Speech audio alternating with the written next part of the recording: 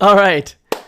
This is going to be an exciting conversation today. I'm really looking forward to it because of two reasons. One reason is it's the 4th of July week, and we got Thursday and Friday off this week, so I'm kind of looking forward to that.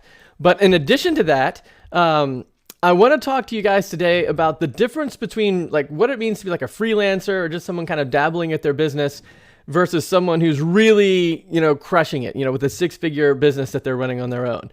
And there's really three components that enable you to lift yourself out of the frenzied mess of people kind of fighting for all of these $500, $1,000 projects and into a situation where you're winning like 5-figure clients and things like that.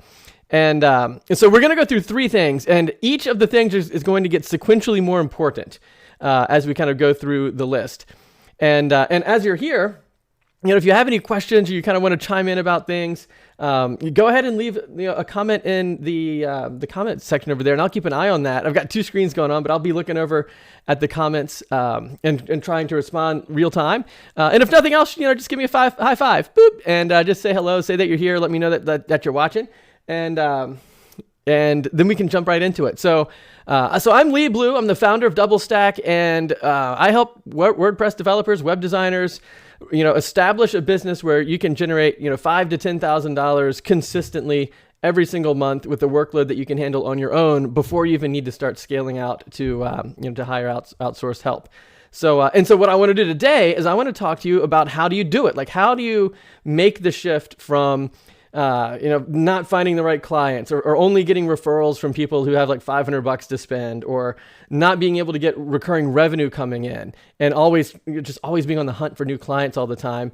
And how do you break free from that and give yourself a situation where you can really rely on the income that you're generating and doing it at a rate where you're not freaking out all the time, where you don't have to, work 24-hour days and all that kind of craziness. And the first one, so let's just jump straight into it. The first thing out of the three, so these are the three pillars, and you can kind of imagine it like a stool, and you're going to be putting your business kind of like on the top of the stool. And if you only have one of the pillars, then it's going to be really wobbly. Like, you're not going to be able to keep things upright for very long. You'll just kind of put it there and it's going to fall over. If you have two of the three pillars, it's going to be a little bit more stable, but it's still not going to be secure enough to really hold your business up. You need all three of them, and then you've got that nice tripod effect where you have stability all around, and your business can really sustain a lot and hold a lot too. Because if you don't have that foundational structure, then you're not going to be able to scale. You can't generate the right revenue. You can't do the amount of work that you need. You're not going to be generating the kind of results for your clients. And ultimately, you'll burn out and the business will topple over. So in order to have that solid foundation, you have to have three things. And that's what we're going to be going through today. The three things are... hey, look, there's Brian. Hey, Brian, it's good to see you. And Rebecca, boom, high five to both of you. Okay, I'm going to have to figure something out about this dual screen thing. But it's great to see you. And it says, so Brian says, hi, Lee, I'm so excited to be a new member. Yes, I'm really excited to be working with you too, Brian. This is going to be really awesome. So here are the three things that we need to jump into. The first one is the skills. And so again, I'm going to be going through each step along the way. And each one becomes more and more important as we dive into this. And the first one is the skills. And you might think to yourself, oh, well, maybe skills should be the most important thing, because if you don't have any skills, what are you supposed to do? And that's true. But if the only thing that you have is skills, you're never going to be able to get off the ground, because you're not going to be generating leads. You're not going to be meeting with clients effectively. You're not going to be writing effective proposals. Like, all the business side of things isn't really going to be working out for you if all you have is technical skills. So, but you have to have technical skills in order to generate results for folks. And the technical skills need to be in two different areas. There's the technical skills that drive technical results for your clients. And, just a simple example for that would be like an SSL certificate, or responsive design, doing backups, doing WordPress maintenance, making sure the hosting is solid. Everything has got to be, tight in terms of the security and everything, and the technology that you kind of put in place. And you have to have the technical skills to pull all of that together. But you also need the technical skills to do the more business-oriented things that ultimately result in some sort of a business result, like a like some sort of lead generation, brand visibility, maybe email marketing of various sorts, helping folks with landing pages. Copywriting is another thing, which isn't really a technical skill per se, but it is a skill that would be super helpful to develop if you want to start helping your clients with more of the business marketing, digital marketing side, and having the technical chops to put it together. So that's what DoubleStack is really all about. It's about having those two components, those two areas of skill sets where you have the technical skills that enable you to do a great job with regard to, building a WordPress site, making it fast, stable, secure, doing backups and, responsive design and, all kinds of cool stuff with regard to that, but also having the business development side where you're really able to reach out to clients on your own behalf, generate your own leads, get your own prices up, be able to articulate how you can help your clients in a way that other people really struggle to do. And so that differentiates you in those two areas. And you have to have those skill sets, because once you do, if you have those two areas of your technical skills, you're going to find that it's really critical for two things. The first thing is it gets the value of your site up, because if you have only if you only have the technical side of the stack and not the business side of the stack, you're competing with everybody on Upwork. You're competing with everybody on Fiverr. You're competing with the guys that are posting like, I'll build a WordPress site for you for $50. And what that means is they'll technically put a WordPress site on the internet for you, and they'll do it for super cheap. And differentiating you from that is something that's critical. You have to be able to do that. And the way that you do that in terms of the price points that you offer your clients is by saying, hey, you know what? In addition to putting the WordPress site on the internet, here's what we're actually going to do with it. And now you have the technical skills that can drive business outcomes, that can generate leads, that can help them onboard clients, that can automate some of their marketing. All of those types of things are really critical things to do. And that's what I call the technical skill set with business outcomes tied to it. And that'll give you two awesome things. It'll give you the ability to charge like 5 or 10 times more than everybody else. And it will give you the ability to figure out what to do after you launch the site. And that's a really big component. You have to make sure that you have that recurring revenue coming in. And if your focus is entirely on like, what can I do technically with my clients, then you're going to find that after you launch the site, all the technology is kind of done now. And you need to start using the technology, like use the tools, use the platforms that you just created. And that's where the monthly retainer comes in. So having the skills in both of those areas, the tech skills and the business development tech skills, are really, really critical. That's pillar number one. And the reason it's pillar number one is it increases what you can charge for your work, and it gives you the ingredients for that month-to-month retainer after you launch the site. So skills is pillar number one. Pillar number two, which is even more important than skills, is strategy. You have to have the right strategy in place in order to be able to build the business that's really going to sustain you, that's going to allow you to do your best work. And if you're doing your best work, then you're driving the best outcomes and results for your clients too. And what that looks like, there's a bunch of questions to kind of ask yourself. It's like, how are you generating leads? Like, how are you winning new clients? Like, do you have a strategy in place in order to do that? Or are you always on defense? Are you always waiting for somebody to call you or find your website or get a referral? Are you 100% dependent on word of mouth referrals, or even not 100? Are you like 75% dependent on word of mouth referrals? And what can you do to control that? And if you aren't in control of your leads, you're not in control of your business. And if you're not in control of your business, you don't really have a business. And so being in control of that, like being on offense, being able to go out proactively and engage the types of clients that would be your ideal clients, that's what strategy is all about. And then once you get there, like, what do you say? Like, how do you communicate what you're offering as opposed to what other people are offering? Because when it comes to strategy, if you're out there saying, I build websites, I do responsive design work, I can do a logo, I can do branding, I can do photography, I can do maybe videography, and we can smash it all together and you're going to have a great website. If you go out there saying those things, how do you differentiate yourself from other people who say the exact same things? So for example, just for this, after this conversation or whatever, just go onto Google and type, web design business in my area. Like if you live in Richmond, Virginia, kind of near me or whatever, you can say type web design businesses in Richmond, Virginia. Go to their websites and look at them. They're all the same. They all literally say the same stuff. They all say, we do websites, we do WordPress, we do graphic design work, we'll do SEO work, all the different things that people do. Some people do more things than other people, but everybody says the exact same thing on their website. And if your website is in the mix, how do you differentiate yourself from those other people, especially if you're going to be charging 5 or 10 times more than those other people? Because are you in danger of pricing yourself out of the market by that? That's where strategy really comes in. Like, how do you articulate the difference between your business and what working with you is like versus someone else's business and what working with them is like? And if you feel like the difference is your personality is better, you're nicer, you're more available, maybe you're local, whereas other people might be not so local, maybe remote in some way. And so therefore the customer experience is going to be better. Yes, that'll get you a little way. That'll maybe give you a couple $100 kind of extra compared to the other people who might be, more distant, further away, more difficult to deal with. But it's not gonna bridge like a $4,000 or $5,000 gap. It might bridge like a $200 or $300 gap. And so that's part of the strategy. So like, are you comfortable with your pricing? Like, do you feel confident that when you put a price tag on something that your work really is worth that? And how do you determine what the worth is? Is it what you feel like it's worth because that's how long it took you to learn how to do all that stuff, or that you've got a degree? Or is it worth it because the client's going to see a return on their investment? And so like sometimes, like I was just talking to somebody yesterday about logo design, and like, what should a logo cost somebody? Like what's a good price to spend for a logo? And this person I was talking to said, man, I mean, this, I've got like 10 years of experience. I've got a degree in this design work and all of these different things. And, the logo is the kind of thing that's really going to stick with you forever. You're going to have it for a long time. And it's probably worth at least $1,500, maybe $2,000, if not more. And, that's a really big deal. And I don't know why clients don't see the value in that. And so I'll tell you why the clients don't see the value in that, because the clients that she was working with don't have that type of an audience yet. They don't have that. They're usually startups, that she was working primarily with startups.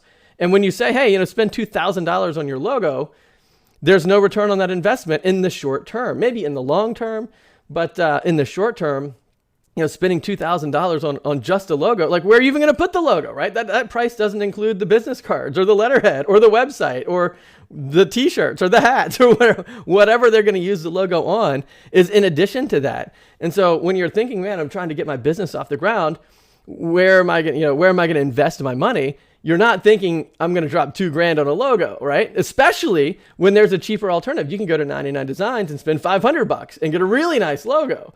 Probably not as nice as, if you spent like, $50,000 with like some premier logo guy or whatever, but it's nice enough. Like almost all of the businesses I've started in the last, 5 or 10 years, I got the logo at 99 Designs. That's where this logo came from. Beautiful logo, by the way. DoubleStack, right? 99 Designs logo. And so, and it's just fine. It works perfectly well. It's a great logo. And so that's what I'm talking about with regard to, are you confident in the price point? Are you, and what I mean by that is when you say, hey, my work costs whatever it costs, $3,000, $5,000, is that because the client will be able to get a return on that investment? Because that's what small businesses are looking for. They're looking for a return on investment. If you're trying to sell like a $5,000 logo to somebody, you need to find an already established business with plenty of revenue to spare who can then invest in upgrading their identity and things like that, which is something that people do. Even Pepsi, for crying out loud. They redid their logo not long ago. Well, not too long, a couple years ago. But like, I'm old enough to remember when Coca-Cola had a different logo and, Pepsi had, people change their logos all the time. And so you're not really stuck with it forever, which is of course another reason why a startup company probably is not going to drop $2,000 just on the logo. So that's what I mean with regard to your strategy. It's like, do you feel comfortable with the pricing? Do you feel confident that when someone says, yes, I want to work with you, that whatever they invest with you will have a positive return on investment? They're going to get more money out of it than they put into it, which is why they say yes, right? So that's a really big question. That's part of strategy. And again, like we talked about with long-term relationships, instead of these like one and done kind of projects, do you feel like you have that type of a strategy in place? Like when you're presenting what you're going to do, does it assume that the client's going to continue to work with you? Or are you assuming that you're going to launch the website, hand it off, and that'll be that? Now you're back, out hunting for clients again. That's part of strategy. Obviously, you want that continued relationship so that you can keep working with clients, because that's better for you and it's better for them. So that's part of strategy. And of course, that brings around the recurring revenue thing. So strategy is a huge, huge thing. So we've talked about skills. You've got to have the skills, and the skills come in two areas: the tech stack, the business development stack.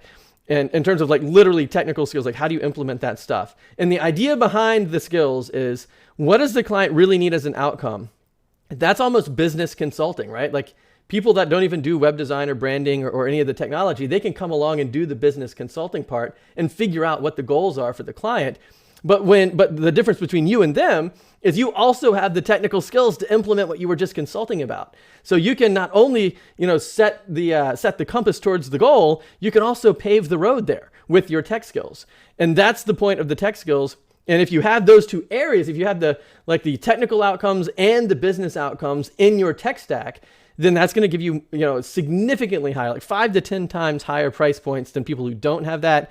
And it's going to give you the ingredients for that ongoing relationship where you can continue exercising the business development technical tools that you just implemented during the project. So skills is pillar number 1, strategy is pillar number 2.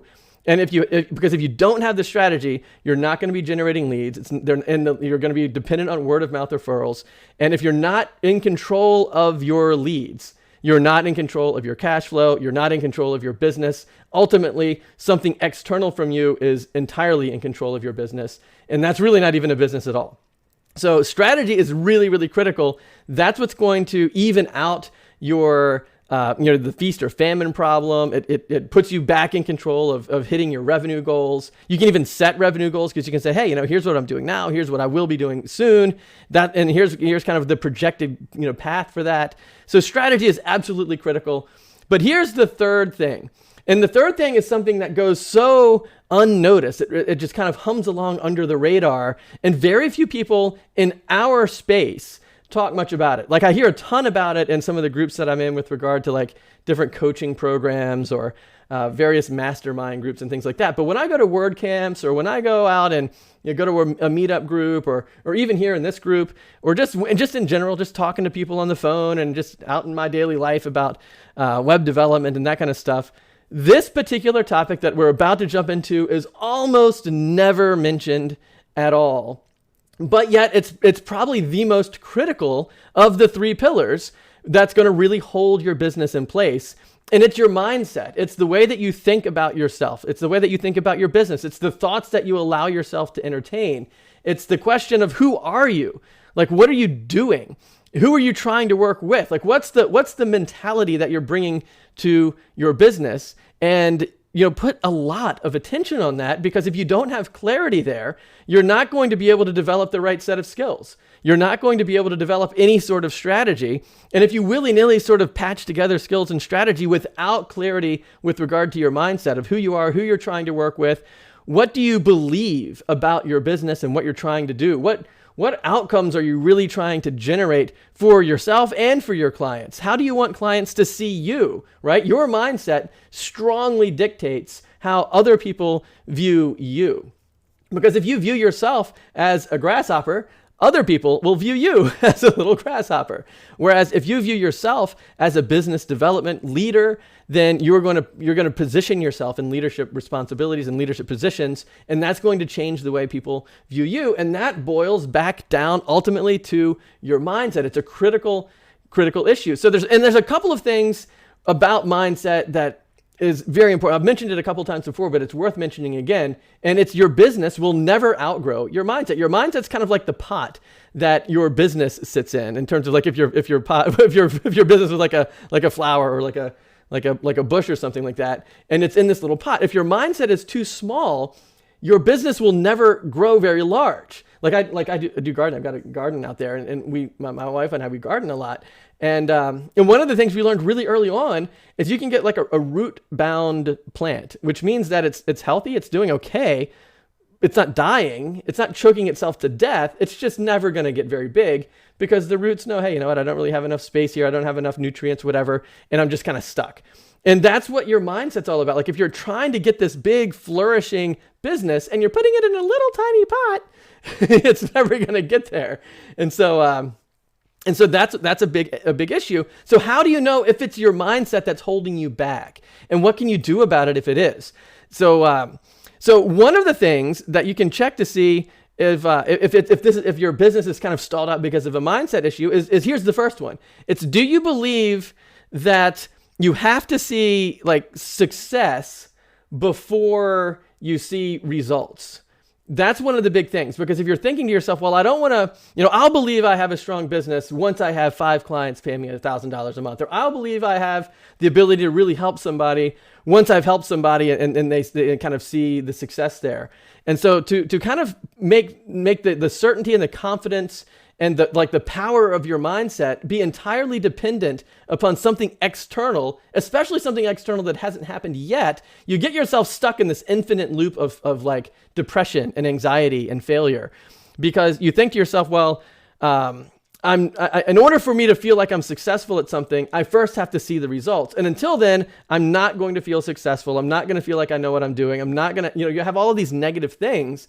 And the problem is, it's your mindset, right? It's like, so you have 2 choices. If you're going from where you are right now to where you want to be like 6 months from now, you can go there thinking the negative path. Oh, I don't know what I'm doing. I don't really have confidence in this. I'm not sure this is going to work.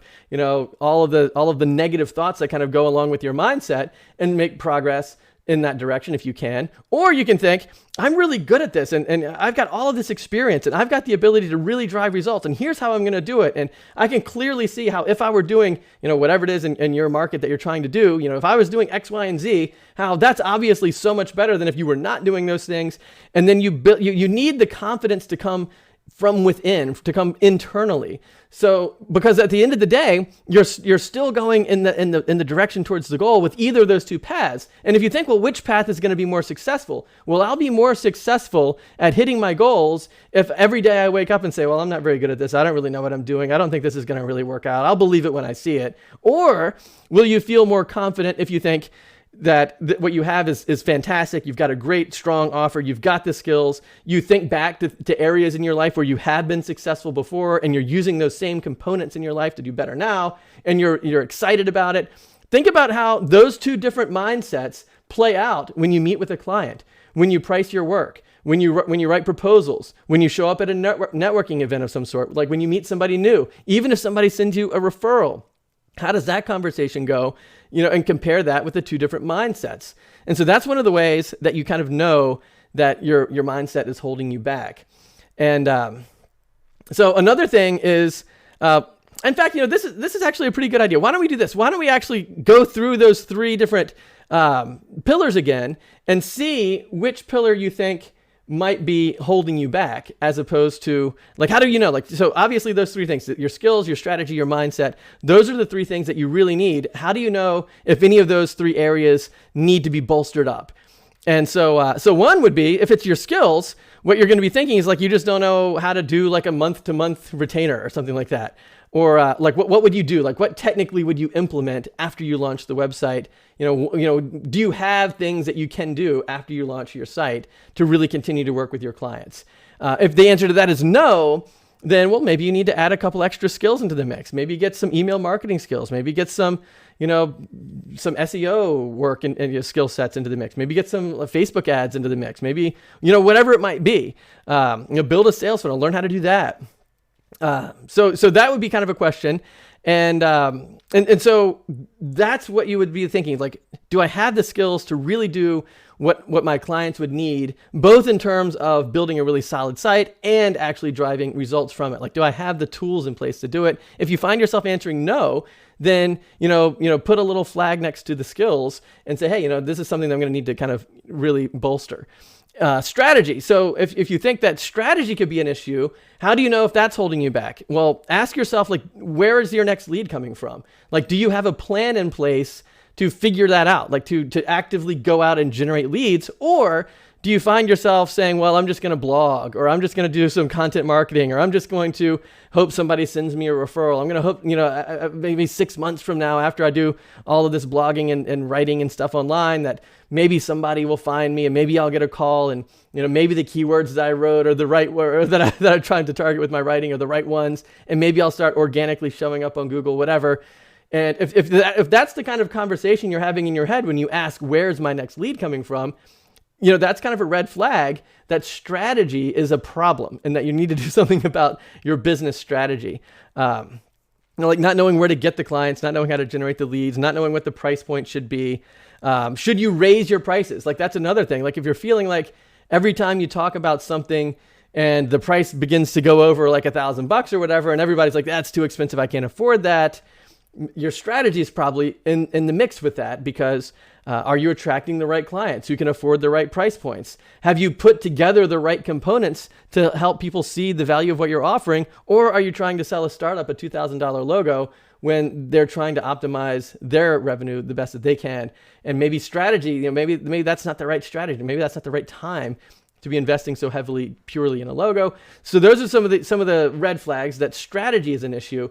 And then when it comes down to mindset, it's like, is your mindset serving you? And that's kind of what we were just talking about with regard to, do you feel like you have to see success first? Like, do you have to have your confidence and your energy and your enthusiasm and just your desire, your drive, I think confidence, your leadership capabilities, are all of those things tied to external things? Like, do you have to have somebody say, oh, wow, you did a great job, in order to then feel like, okay, I'm going to go do better next time, or anything like that? Or are you thinking, well, I'll believe it when I see it, kind of thing? Like, well, I know it works for everybody else, but I don't know if it's going to work for me.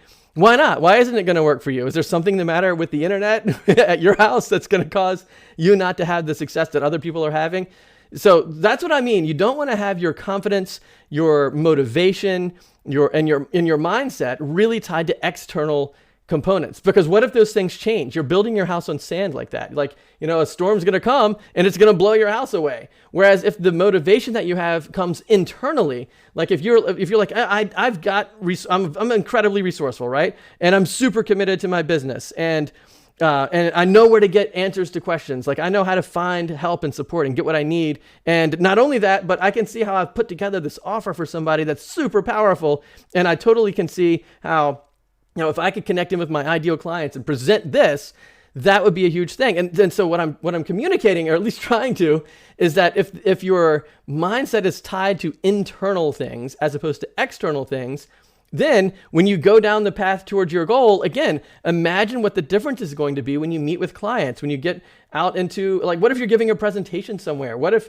you go to a networking event and you're going to try to introduce yourself to people, and on one side, one person has the mindset of, well, I don't really know what I'm doing. I don't know if I'm going to be any good at this. I don't really have any confidence that I can really help you, but I can still build a website. Like, imagine that mindset versus the mindset of, man, I'm going to bring some leadership and some confidence and some integrity, and I'm going to put together something that's really going to be powerful for people. And you come to it with that mindset of, I'm crushing this, before you even have the result come to fruition. And the reason you have that confidence is because you've thought it through. Like, you've put your mind into the situation and thought through how, if you were doing these types of things, if you were hitting your goals in various areas, how that would enable you to hit your goals in various other areas, even before you've hit the goals. That's a different mindset. And so imagine the success that you would have if you show up, one way versus the other way. So that's a huge way to know that your mindset's there. So I wanted to bring that out because that's one of the biggest components, because otherwise you find yourself just permanently stuck in indecision and depression and anxiety and self-doubt and all of these negative things. And the problem with that is, if you're trying to take your business from start, if you're starting out right now and you're trying to grow into like a really meaningful business, like your full-time job, or if you are kind of trying to upgrade your freelancing, kind of side job into a full-time job, then you're going to be stretching yourself outside of your comfort zone. And when you stretch yourself outside of your comfort zone, you're going to invariably have anxiety, self-doubt, fear, lots of things are going to be, bombarding you, because you're stretching yourself because you're growing. That's what growing means. It means stretching yourself out of your comfort zone. And when that happens, you're going to have to deal with the mental aspect of, can I really do this? Do I really have what it takes? Am I really going to be resourceful? Am I really committed to doing this? Do I have good direction? Like, are the goals that I'm setting actually the goals that are going to help me and my clients? Those are all the things that you want to be considering And mindset is really, really critical to that. And if you don't have it dialed in, you're not going to be very successful at that. So that's a lot of information about that one point. But another thing is, here's another way that you can figure out that mindset's screwing you up. Do you find yourself forecasting a current problem that you have into the future? Like saying, for example, I'm not really good at sales, and therefore I will never be able to onboard clients in the future. That kind of a thing.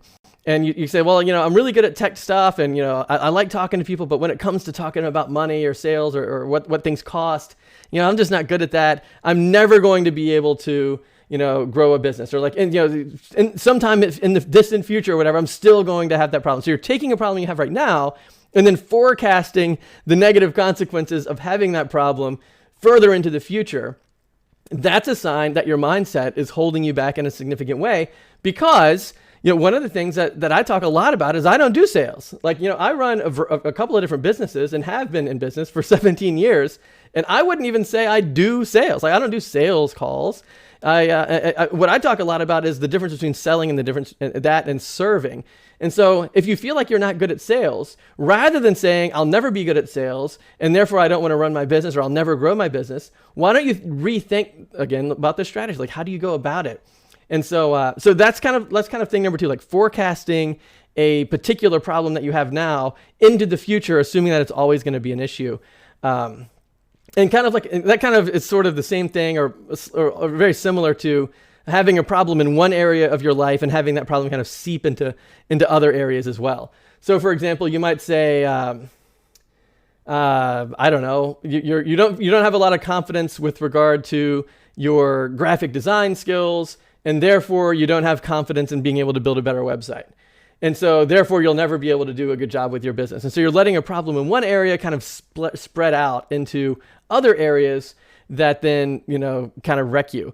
And so that's another sign that it's your mindset. You're letting one little problem that's just in one area. It could be even completely separate from all other things, like saying, I'm not an extroverted person. Like, I don't like to go out and, kind of be on stage or, be the focus of attention, and therefore I'll never be able to meet with clients. Right? Like so you take a problem where you don't want to be like this extroverted person, like in social situations. And then you think, well, in a business situation, I still, that same problem that I had in the social situation is going to squash my business. That's a huge trigger that it's a mindset related problem, because it's not the same environment. Like you can clearly, in fact, I would even say introverts are more successful at establishing the kinds of relationships with their clients where they not only build the website, but have the ongoing relationship, that long-term relationship, because they get deeper into the relational aspect of their client relationships as opposed to just like the technical one. And so again, the truth is that introverts, I think, are probably more effective than like the flashy, smile, diamond shining teeth kind of person, extroverted type of a sales approach, because, clients they're all up to speed on that. They know that, the real value is with people who really care and really want to help and, have a genuine offer and come with integrity and present something that legitimately has a positive return on investment. And people have really focused on their skills. They do have the right strategy, all the things that we've talked about. The client can see that. And the introverts, like the people that are a little bit more, personal, like one-on-one, tend to be able to establish, more powerful, more meaningful relationships with their clients. And then they continue to have that ongoing relationship, even more so than like the hyper jazzy extroverted people do. Anyway, all that is to say that the truth of the situation is different from the way that it feels. And so if you feel like, hey, I'm not really, super duper social and extroverted and whatever in my social life, and therefore that's going to, spill into my business situation, then that's a situation with your mindset. You can clearly see that that's like a big red flag for mindset issues. So that's the big thing. So quick summary, the 3 huge pillars, the 3 things that will really support a 6-figure business, and really quickly too, by the way. Like if you dial these 3 things in, I think you're going to find that just over a couple of weeks, you can go from, just look at some of the double stackers. It's like there's people out there that made like 25 grand in like 3 weeks. Not everybody, but people are making significant shifts in just a matter of a very short period of time, where the type of goal that you might say, oh, by the end of the year, or by the end of 2 years, maybe I'd like to be there. People are hitting those types of goals within like a month or two. rather than a year or two. So, you get these three things lined up and you are off to the races. So the conclusion though is you want the skills, you need the strategy, and the mindset aspect of this is huge. And if you feel like you're missing any of those components, let's talk about that, because that's exactly, all of these things are things we cover in DoubleStack. Like, how do you get the skills to really drive results for your clients? How do you get the business strategy to really go out there and generate leads for yourself with the right clients at the right price point? And how do you have the mindset so that you can say, hey, you know what? Even before you have the success yourself, you can say, hey, people that are doing this are crushing it. There's people making, thousands and thousands of dollars of new business in a matter of a couple of weeks. Whereas you might be thinking, well, good grief, I've been struggling for the last few years to even just get to like $2,000 or $3,000 per month.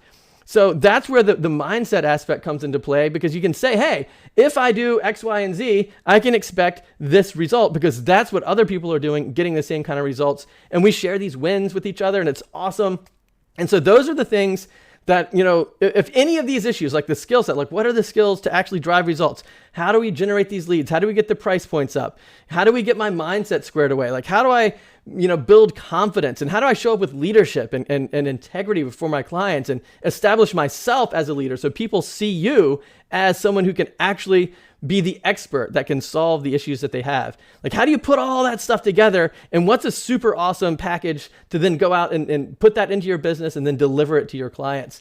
And when you do that, you only need 5, maybe 10 clients. And once you get to that point, you can be generating over $100,000 per year by yourself. Like, you don't have to even begin to outsource to other people at that level. And then if you decide, hey, you know what, I really want to scale this out to a larger agency, then you can do that too. But if any of these things that we've talked about, like if you're feeling like, yeah, I'm pretty good with the skills, but the strategy just stinks. Like my whole business is run off of word of mouth referrals. Or you're thinking, man, I don't know if I can do that. I just need some help to like get my mindset cleared about what am I doing? What's my focus? Where are my goals? How can I really better serve my clients? And how do I have confidence in that? So I can, when I go out and meet with people, I'm inspiring them to follow me, as opposed to begging them to work for me or work with me. Those are mindset issues. So if you're feeling like that's something that you want to talk about, let's get on the phone and talk about it. Go over to doublestack.net/call. So it's doublestack.net/call. And you'll see my calendar pop up. You can pick a time that works pretty well for you. And we'll get on the phone for like 45 minutes and really explore all of this stuff. And we'll talk about like, what are the skills that you currently have? Do you feel like you want to kind of ramp up in certain areas? And then maybe I can help you with that. Or like, let's talk about what your strategy is. Like, how are you generating leads? Like, what's the price point that you're offering? Like, what are you actually presenting to people? Like, what are you saying to people? And are you differentiating yourself from the cheaper alternatives? Or if you're like, hey, if it's a mindset issue, we'll cover all that too. Right there in that, we'll just cram that 45 minutes filled with as much awesome information as we can. And then you're going to come away from that call with a new realization of exactly what it takes to get to the next step, the next level with your business. And you're going to have the legs to support it. So head over to doublestack.net/call. Pick a time that works well for you, and we'll get on the phone and crush this. So it's great seeing you guys here. Have a fun and safe holiday weekend, and definitely head over to doublestack.net/call. Let's get on the phone and let's get the second half of this year pointed in the right direction. We're now literally halfway through the year, and the second half of the year could be the time where in the next 6 months, you really point your business in the right direction and start really growing. And by the end of the year, imagine how awesome Christmas is going to be, right? So doublestack.net/call, that's where you can find me. And looking forward to talking to you. So high five for the rest of the week. Boop. I look forward to talking to you guys again soon.